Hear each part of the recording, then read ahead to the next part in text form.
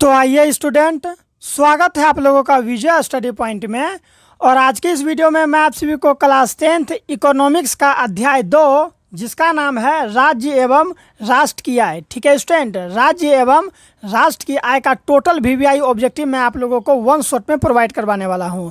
अगर आप सभी के सभी ऑब्जेक्टिव को अच्छा से पढ़ लेते हैं ना, तो समझ लीजिए कि 2026 में जो आप लोगों का एग्ज़ाम होगा इकोनॉमिक्स के अध्याय 2 से आप लोगों का एक भी मार्क्स कटने वाला नहीं है, क्योंकि मैं आप लोगों को जो भी प्रश्न करवाता हूं वो एग्ज़ाम के लिए काफ़ी इंपॉर्टेंट होता है। आप लोग यहाँ देख सकते हैं कि 1 नंबर से लेकर 6 नंबर का जो प्रश्न है ना स्टूडेंट, वो 2025 में पूछा गया है। यहाँ पर देखिए ये सब प्रश्न 2025 में पूछा गया है, यानी कि मैं जो भी प्रश्न करवाऊंगा वो काफ़ी इंपॉर्टेंट होगा। ठीक है, इसलिए वीडियो को अंत तक जरूर देखिएगा। और अगर अभी तक आप लोगों ने चैनल को सब्सक्राइब नहीं किया है तो चैनल को सब्सक्राइब कर लीजिएगा। ठीक है, आइए अब हम सभी बिना लेट किए हुए स्टार्ट करते हैं। देखिए स्टूडेंट, सबसे पहला प्रश्न हम लोगों का कि सकल घरेलू उत्पाद में किस क्षेत्र का योगदान सर्वाधिक है। बताइए स्टूडेंट कि सकल घरेलू उत्पाद में किस क्षेत्र का योगदान जो है सर्वाधिक है। प्राथमिक क्षेत्र का, द्वितीयक क्षेत्र का, तृतीयक क्षेत्र का, या फिर इनमें से कोई नहीं। तो याद रखिएगा स्टूडेंट कि सकल घरेलू उत्पाद में जो है ना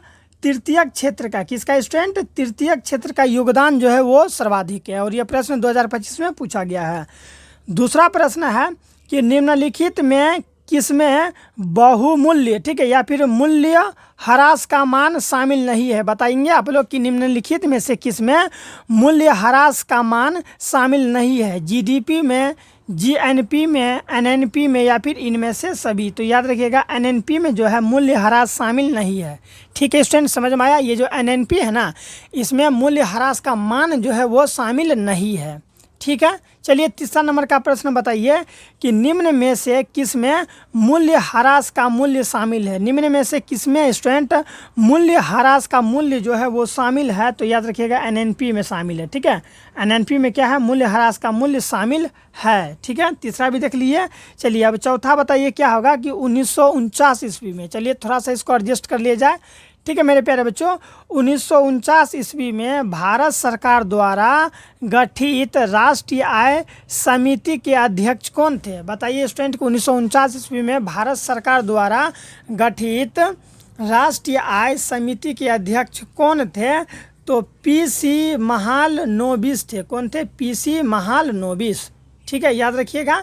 अगर आप लोगों को समझ में आ रहा है, अच्छा लग रहा है, तो प्लीज़ स्टूडेंट एक बार चैनल को सब्सक्राइब जरूर कर लेंगे। साथ ही साथ आपके भी जितने भी दोस्त हैं उसे ये वाला वीडियो शेयर जरूर करेंगे। ठीक है, चलिए 5 नंबर का बताइए क्या होगा।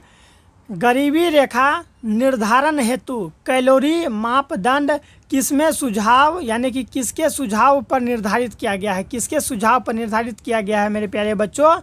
तो लकड़ावाल समिति के माध्यम से। ठीक है, लकड़ावाल समिति के जो है कि माध्यम से इस मापदंड को क्या किया गया है, इस सुझाव को निर्धारित किया गया है। ठीक है, कैलोरी मापदंड जो है ये लकड़ावाल समिति के जो है कि सुझाव से निर्धारित किया गया है। ठीक है, चलिए अगला प्रश्न है 6 नंबर का कि राष्ट्रीय आय को कुल जनसंख्या से भाग देने पर क्या प्राप्त होता है। जब राष्ट्रीय आय को हम लोग कुल जनसंख्या से भाग देंगे तो क्या प्राप्त होगा। बताइए, सीमांत आय प्राप्त होगा, कुल आय प्राप्त होगा, कुल बचत प्राप्त होगा, या फिर प्रति व्यक्ति आय प्राप्त होगा। ठीक है, तो ऑप्शन नंबर डी प्रति व्यक्ति आय प्राप्त होगा। क्या प्राप्त होगा, प्रति व्यक्ति आय। समझ में आया। चलिए 7वां नंबर का प्रश्न देखिए कि सन 2008 से 2009 के अनुसार भारत की औसत प्रति व्यक्ति आय कितना है। पूछ रहा है कि 2008 से 2009 के अनुसार भारत की जो औसत प्रति व्यक्ति आय है ना मेरे प्यारे बच्चों, वो कितना है। बता सकते हैं आप लोग कितना है। तो मैं डायरेक्ट आपको बताता हूँ, 25,494 रुपया है। कितना है, 25,494। चलिए अब हम लोग 8वां नंबर का प्रश्न देखते हैं। ठीक है, इसी तरह से मैं आप लोगों को सभी के सभी अध्याय को बताऊंगा। और मैं इससे पहले वाले वीडियो में ना स्टूडेंट अध्याय 1 को समाप्त कर दिया है। अगर अध्याय 1 को नहीं देखे हैं तो इसी वीडियो के डिस्क्रिप्शन में मैं उसका लिंक डाल दूंगा, आप लोग ज़रूर देख लेंगे। चलिए 8वां नंबर का प्रश्न है, स्वतंत्रता पूर्व भारतीय अर्थव्यवस्था थी, यानी कि देश के आज़ाद होने से पहले, स्वतंत्रता से पहले जो हम लोग का भारतीय अर्थव्यवस्था थी वो कैसी थी? कृषि प्रधान थी, व्यवसाय प्रधान थी, उद्योग प्रधान थी, या फिर उपयुक्त दोनों? तो इसका राइट आंसर हो जाएगा आप लोगों का कि जब हम लोग का देश आज़ाद नहीं हुआ था इंस्टेंट, उससे पहले हम लोग का जो देश था वो कृषि प्रधान देश था। ठीक है, हालांकि अभी भी भारत को कृषि प्रधान देश में जाना जाता है। अगला है कि फूट डालो और राज करो की नीति अपनाई। बताइए, फूट डालो और राज करो की नीति किसने अपनाई थी? अंग्रेज़ों ने, या फिर व्यवसाय प्रधान ने, उद्योग प्रधानों ने, उपयुक्त तीनों? तो इसका राइट आंसर हो जाएगा अंग्रेजों ने। आप लोग सुने होंगे फूट डालो और राज करो, तो इसका जो नीति है ना, इसका नीति जो है कि कौन अपनाया था फूट डालो और राज करो का? तो अंग्रेज अपनाया था। और यह प्रश्न 2020 में पूछा गया है। ठीक है, चलिए अगला प्रश्न हम लोगों का कि अर्थव्यवस्था के प्रकार होते हैं। अर्थव्यवस्था के कितने प्रकार होते हैं? 2, 3, 4 या 5? तो अर्थव्यवस्था के 3 होते हैं। ठीक है, अर्थव्यवस्था के प्रकार होते हैं, 3 प्रकार होते हैं। ठीक है, 11 का देखिए क्या है कि अंग्रेज़ों ने भारतीय अर्थव्यवस्था का दोहन किया, पोषण किया, शोषण किया, या फिर इनमें से ए और सी दोनों? तो इसका राइट आंसर हो जाएगा ए और सी दोनों, यानी कि ये भी राइट आंसर होगा और ये भी होगा, यानी कि दोहन भी किया और शोषण भी किया था। जो अंग्रेज़ था वो भारतीय अर्थव्यवस्था का क्या किया था मेरे प्यारे बच्चों? शोषण भी किया था और क्या किया था? दोहन भी किया था। ठीक है, समझ में आ गया। चलिए अब है हम लोगों का 12 नंबर का कि आज़ादी के बाद, किसके बाद स्टूडेंट? आज़ादी के बाद, जब हम लोग का देश स्वतंत्र हो गया था तब। आज़ादी के बाद भारत में प्राथमिक क्षेत्र का योगदान बढ़ता गया, स्थिर है, घटता गया, या फिर इनमें से ए और बी दोनों? तो आप लोग याद रखेंगे स्टूडेंट, घटता गया। ठीक है, आज़ादी के बाद भारत में प्राथमिक क्षेत्र का योगदान क्या होते गया मेरे प्यारे बच्चों? तो घटता गया। ठीक है, 13 नंबर का है कि बिहार के किस ज़िले का, ठीक है, बिहार के किस ज़िले का प्रति व्यक्ति आय सर्वाधिक है? तो बिहार का जो है ना, अगर बिहार का बात करें तो बिहार में पटना ज़िले का जो है ना प्रति व्यक्ति आय सर्वाधिक है। ठीक है स्टूडेंट, ये देखिए ये प्रश्न 2014 में, 18 में, 19 में पूछा गया है। ठीक है, ये सभी के सभी प्रश्न काफ़ी इंपॉर्टेंट है। ठीक है, अगर आपको अच्छा लग रहा होगा तो चैनल को सब्सक्राइब कर लेंगे। ठीक है, क्योंकि अगर आप सब्सक्राइब नहीं करते हैं तो फिर मैं जो इंपॉर्टेंट वगैरह वीडियो ऑब्जेक्टिव सब्जेक्टिव वाला डालूंगा तो वो आपको नहीं मिल पाएगा। इसलिए आप क्यों ना सब्सक्राइब करके रखें, ताकि आपको समय पर ही जैसे मैं वीडियो बनाकर डालूं और आपके पास इसका नोटिफिकेशन पहुंच जाए, इसलिए चैनल को सब्सक्राइब करके रखिए। बताइए 14 नंबर का राइट आंसर क्या होगा मेरे बच्चों? कि आर्थिक एवं मौद्रिक विकास एक दूसरे का है। बताइए, आर्थिक एवं मौद्रिक विकास एक दूसरे का क्या है? तो एक दूसरे का पूरक है। ठीक है, आर्थिक एवं मौद्रिक विकास जो है वो एक दूसरे का क्या है? तो पूरक है। अगला है कि साहित्य की दृष्टि में विकास और वृद्धि में अंतर है?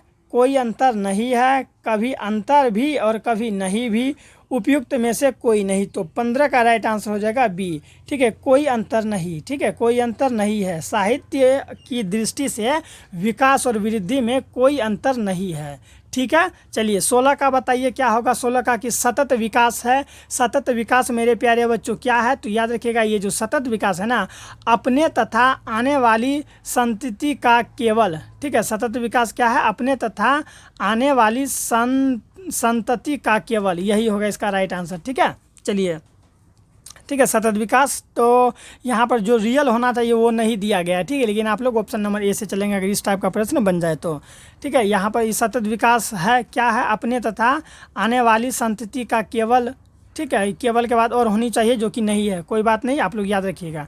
ठीक है, 16 का देख लिए। 17 का बताइए कि आय एक पारिश्रमिक है। ठीक है, आय जो है वो क्या है? एक पारिश्रमिक है जिसे कोई अपने कार्य के बदले पाता है। बताइए, कार्य के बदले क्या पाता है? मानसिक पाता है, शारीरिक पाता है, बौद्धिक पाता है, या फिर उपयुक्त तीनों? तो इसका राइट आंसर हो जाएगा ऑप्शन नंबर डी, उपयुक्त तीनों। इसका सिंस ये हुआ, मैं आपको अच्छा से समझा दूँ। उसका मतलब देखिए, आय पारिश्रमिक है, जब हम लोग कोई भी काम करते हैं तो उसके बदले हमको पैसा मिलता है ना, ज़रूर मिलता है। और वो जो पैसा है हम लोग मानसिक से भी कमाते हैं, यानी कि अपना माइंड का प्रयोग करते हैं और हम लोग पैसा कमाते हैं। बहुत आदमी देखिएगा शारीरिक मेहनत करके पैसा कमाता है, तो ऐसे भी कमा सकता है। कोई बुद्धि का प्रयोग करके कमाता है, इसलिए इसका राइट आंसर होगा इनमें से सभी। समझ में आया ना? चलिए अब हम लोग 17 का तो देख लिए, अब हम लोग आगे देखते हैं 18 नंबर का प्रश्न। यहाँ देखिए, श्रम का पारिश्रमिक क्या है? श्रम का पारिश्रमिक क्या है? जब आपको श्रम कीजिएगा तो आपको क्या मिलेगा उसके बदले? श्रम का पारिश्रमिक क्या है? तो श्रम का पारिश्रमिक स्टूडेंट मजदूरी है। क्या है? श्रम का पारिश्रमिक क्या है? मजदूरी। आप लोग किसी के घर में श्रम कीजिएगा तो उसके बदले में आपको मजदूरी देगा, चाहे मजदूरी पैसा हो, चाहे मजदूरी अनाज हो, कुछ भी हो सकता है मजदूरी के तौर पर। ठीक है। 19 का देखिए क्या है कि पूंजी का पारिश्रमिक क्या है? जब आप लोग पूंजी लगाइएगा तो पूंजी से आपको ब्याज मिलेगा, इसीलिए पूंजी का पारिश्रमिक क्या हो जाएगा? ब्याज हो जाएगा।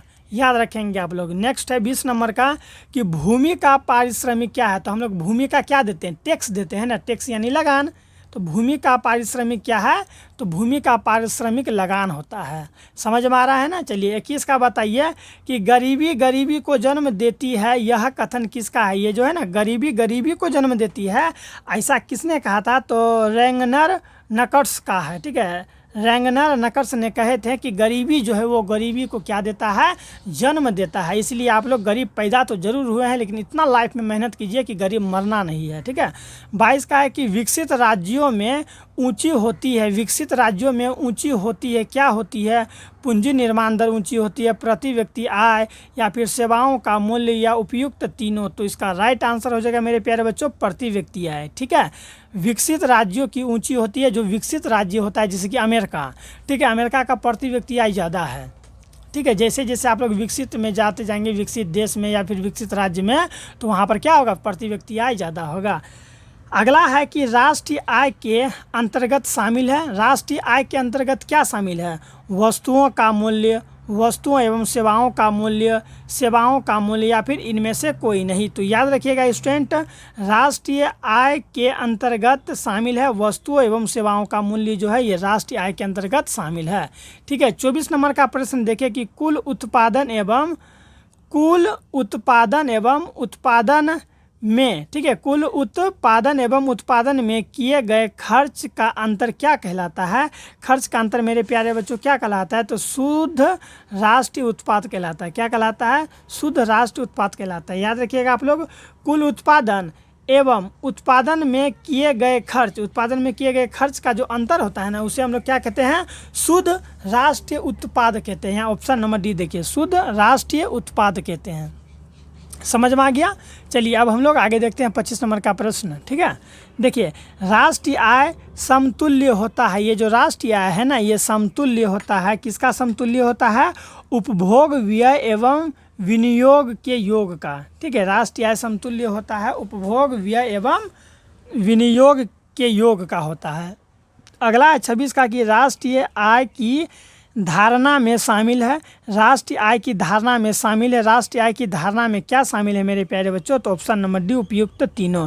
यानी कि राष्ट्रीय आय की धारणा में केवल सकल घरेलू उत्पादन ये भी है, फिर शुद्ध राष्ट्रीय उत्पाद ये भी है, केवल सकल राष्ट्रीय उत्पाद, ये तीनों है। वही यहाँ पर है कि राष्ट्रीय आय की धारणा में शामिल है, ए बी सी तीनों शामिल है। समझ में आ गया? चलिए 26 का देख लिए।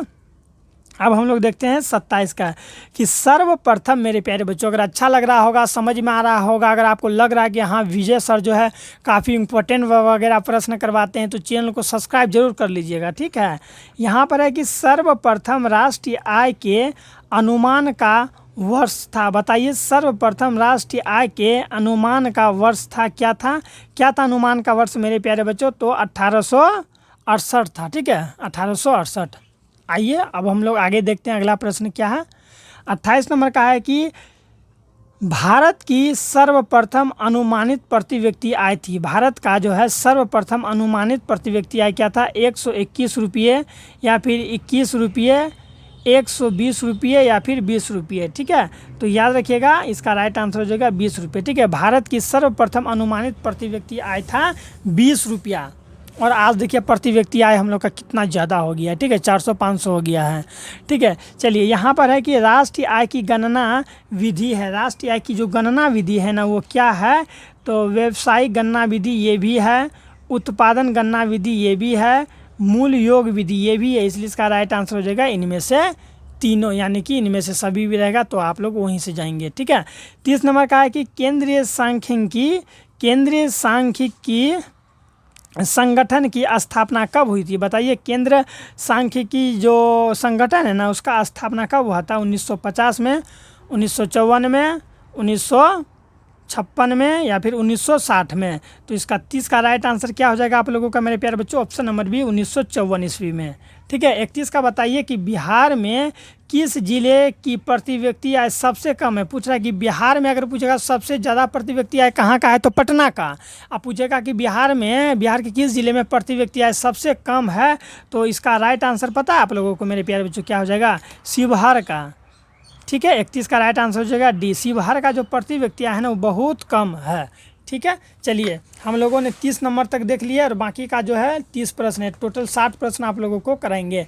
तो 30 प्रश्न समाप्त कर लिया, अब बाकी के 30 प्रश्न है उसे भी समाप्त करते हैं। बताइए 32 नंबर का बताएंगे आप लोग कि प्रत्यक्ष कर के अंतर्गत निम्न में से किसे शामिल किया जाता है? प्रत्यक्ष कर के अंतर्गत निम्न में से किसे शामिल किया जाता है? आय कर को शामिल किया जाता है, उत्पाद कर को, बिक्री कर को, या फिर इनमें से कोई नहीं। ठीक है। तो प्रत्यक्ष कर के अंतर्गत स्टूडेंट आय कर को शामिल किया जाता है। किसे शामिल किया जाता है? आय कर को। अगला है दादा भाई नौरोजी ने सर्वप्रथम राष्ट्रीय आय का अनुमान कब लगाया था? सर्वप्रथम जो है कि राष्ट्रीय आय का अनुमान कब लगाया था मेरे प्यारे बच्चों? तो ऑप्शन नंबर ए 1868 ईस्वी में। ठीक है। 1868 ईस्वी में लगाया था अनुमान। नेक्स्ट है हम लोगों का योजना काल में भारत की औसत। ठीक है। योजना काल में भारत की औसत वार्षिक विकास दर रही है, कितना रही है? 3.5%, 4.2%, 6.5% या फिर 7%। तो इसका राइट आंसर हो जाएगा 34 का हो जाएगा ऑप्शन नंबर बी। 34 का क्या हो जाएगा? Option number B. ठीक है। 4.2%। याद रखेंगे आप लोग कि योजना काल में भारत की औसत वार्षिक विकास दर रही है, कितना रही है? 4.2% रही है। अगला है 35 का, देखिए कि बिहार की आय में सर्वाधिक योगदान होता है। बिहार की आय में सर्वाधिक योगदान किसका होता है? तो सेवा क्षेत्र का होता है। ठीक है। बिहार के ये कौन सी में स्टूडेंट? तो सर्वाधिक विकास में बिहार के आय में सर्वाधिक योगदान अगर होता है तो सेवा क्षेत्र का होता है। ठीक है। चलिए हम लोग आगे देखते हैं। 35 का देख लिए। 36 का देखते हैं क्या है?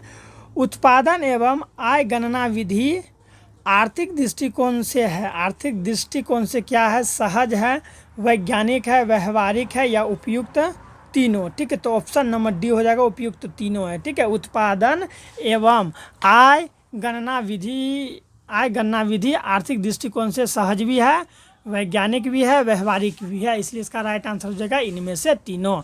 अगला प्रश्न देखिए यहाँ पर क्या है कि बिहार की अर्थव्यवस्था में प्राथमिक क्षेत्र का मुख्य अंग क्या है? बिहार की जो अर्थव्यवस्था है ना उसमें प्राथमिक क्षेत्र का मुख्य अंग क्या है? निर्माण है, कृषि है, परिवहन है या फिर व्यापार है? तो 37 का होगा राइट आंसर कृषि है। क्या है? बिहार की अर्थव्यवस्था में प्राथमिक क्षेत्र का मुख्य अंग कृषि है। 38 नंबर का है मेरे प्यारे बच्चों, पूरा वीडियो को आप लोग देखेंगे। ठीक है। 38 नंबर का है कि y = c+i फार्मूला को बताया है। किसने बताया है? तो याद रखिएगा प्रोफेसर केन्स ने बताया है। किसने बताया है? प्रोफेसर केन्स ने। राष्ट्रीय आय का अर्थ है, राष्ट्रीय आय का अर्थ क्या होता है? तो उत्पादन के साधनों की आय होता है। ठीक है। ऑप्शन नंबर डी होगा। राष्ट्रीय आय का अर्थ क्या होता है? उत्पादन के साधनों की आय। चलिए अगला है कि भारत में किस राज्य का प्रति व्यक्ति आय सर्वाधिक है? भारत का जो है ना किस राज्य का प्रति व्यक्ति आय ज़्यादा है? तो याद रखिएगा गोवा का ज़्यादा है। ठीक है। गोवा वाली बीच पे गाना है ना गोवा। तो भारत में अगर सर्वाधिक अगर प्रति व्यक्ति आय है तो कहाँ का है? गोवा का है। चलिए अगला देखते हैं 41 और 42 नंबर का प्रश्न क्या है कि भारत में वित्तीय वर्ष कहा जाता है। भारत में वित्तीय वर्ष जो है वो कहा जाता है। तो याद रखिएगा 1 अप्रैल से 31 मार्च को वित्तीय वर्ष कहा जाता है। 1 अप्रैल से कब तक मेरे प्यारे बच्चों? 31 मार्च को जो है कि वित्तीय वर्ष कहा जाता है। 42 नंबर का देखिए क्या है? 42 का कि भारत में राष्ट्रीय आय की गणना कौन करता है? जो भारत है ना उसमें राष्ट्रीय आय का गणना कौन करता है? तो CSO करता है, अर्थात केंद्रीय सांख्यिकी संगठन करता है। समझ में आया? ऑप्शन नंबर ए, इसको शॉर्टकट में हम लोग CSO भी कहते हैं। यह प्रश्न 2021 में और 2025 में पूछा गया, अर्थात यह प्रश्न काफ़ी इम्पोर्टेंट है। चलिए अब हम लोग 43 नंबर का प्रश्न देखते हैं, क्या है कि भारत की राष्ट्रीय आय का सर्वप्रथम अनुमान किसने लगाया था। भारत का जो राष्ट्रीय आय है ना स्टूडेंट, भारत की राष्ट्रीय आय का सर्वप्रथम अनुमान किसने लगाया था, तो याद रखिएगा किसने लगाया था अनुमान, तो दादा भाई नौरोजी ने अनुमान लगाया था। किसने लगाया था, दादा भाई नौरोजी ने अनुमान लगाया था। अगला प्रश्न है कि निम्नलिखित में कौन हमारे रहन सहन के स्तर को प्रभावित करता है। कौन है जो हमारे रहन सहन के स्तर को जो है ना प्रभावित करता है मेरे प्यारे बच्चों, तो प्रति व्यक्ति आय प्रभावित करता है। कौन प्रभावित करता है, प्रति व्यक्ति आय। अगला है, यहाँ देखिए अगला है कि भारत के सकल घरेलू उत्पादन में, भारत के सकल घरेलू उत्पाद में किस क्षेत्र का योगदान सर्वाधिक रहा है। किस क्षेत्र का योगदान, तो सेवा क्षेत्र का योगदान सर्वाधिक रहा है। चलिए 46 का बताइए राइट आंसर क्या होगा कि गरीबी के कुचक्र, ठीक है, गरीबी के कुचक्र की धारणा किसने दी थी। गरीबी के कुचक्र की जो धारणा है वो रैगनर नरकस ने दी थी। कौन दिया था, नकर्स ने, रैगनर नकर्स ने दिया था। 47 का है कि आय तथा उपभोग का अंतर क्या होता है। आय तथा उपभोग का अंतर बचत कहलाता है हम लोग का, ठीक है, आय तथा उपभोग का अंतर क्या कहलाता है, बचत कहलाता है। 48 का है कि वर्ष भर में किसी देश में अर्जित आय की कुल मात्रा को क्या कहते हैं। कुल मात्रा को राष्ट्रीय आय कहते हैं, ठीक है, यानी कि पूरे देश भर में जो है ना अर्जित आय, पूरा देश भर में जो अर्जित आय, जो पैसा इकट्ठा करेगा वो क्या कहलाता है, तो वो हम लोग का क्या कहलाता है, राष्ट्रीय आय कहलाता है। ठीक है, तो 48 प्रश्न अभी तक हम लोगों ने समाप्त कर दिया है। अब बाकी के प्रश्न है उसे भी अब हम लोग देख लेंगे, क्योंकि वन शॉट का मतलब वन शॉट होता है, वन शॉट में सब समाप्त कर देंगे। ठीक है बच्चों, चलिए अब बताएंगे आप लोग, यहाँ पर दिख रहा है आप लोग को अच्छा तरीक़ा से, कहीं पर भी दिक्कत है तो इसी वीडियो के डिस्क्रिप्शन में मेरा नंबर दिया गया, आप वहाँ से हमें कॉन्टैक्ट कर सकते हैं। बताइए स्टूडेंट, गरीबी रेखा निर्धारण हेतु ग्रामीण क्षेत्रों के लिए प्रति व्यक्ति, ठीक है, प्रति व्यक्ति प्रतिदिन न्यूनतम कितनी कैलोरी निर्धारित की गई है। बताइए प्रतिदिन कितनी कैलोरी जो है निर्धारित की गई है, तो 2400 कैलोरी निर्धारित की गई है। 23 में पूछा गया था यह प्रश्न, 2023 में। 5वां नंबर का poverty and un British rule in India नामक पुस्तक किसने लिखा था। ये पुस्तक किसने लिखा था, तो दादा भाई नौरोजी ने यह पुस्तक लिखा था।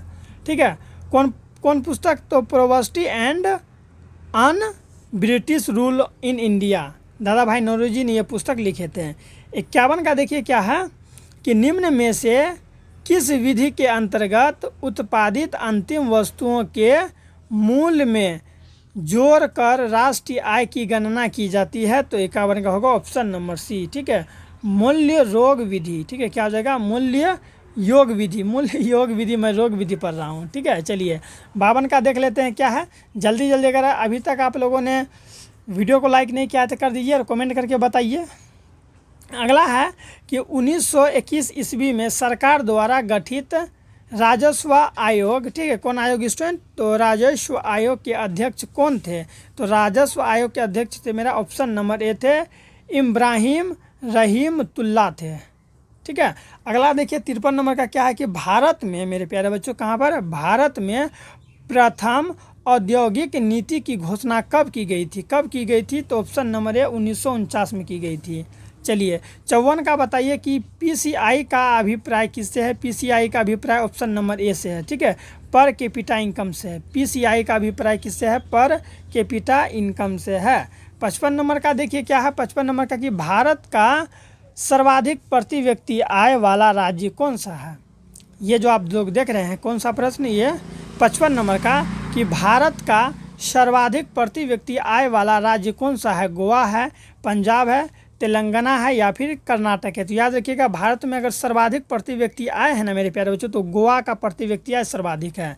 ठीक है, नेक्स्ट है यहाँ पर देखिए कि देश की मेरे प्यारे बच्चों, देश की सीमा के अंदर, देश की सीमा के अंदर एक वर्ष में उत्पादित सभी अंतिम वस्तुओं एवं सेवाओं का मौद्रिक मूल्य क्या कहलाता है। क्या कहलाता है मेरे प्यारे बच्चों, तो सकल घरेलू उत्पाद कहलाता है। क्या कहलाता है, सकल घरेलू उत्पाद कहलाता है। यहाँ से आप लोग सकल घरेलू उत्पाद का परिभाषा भी समझ सकते हैं।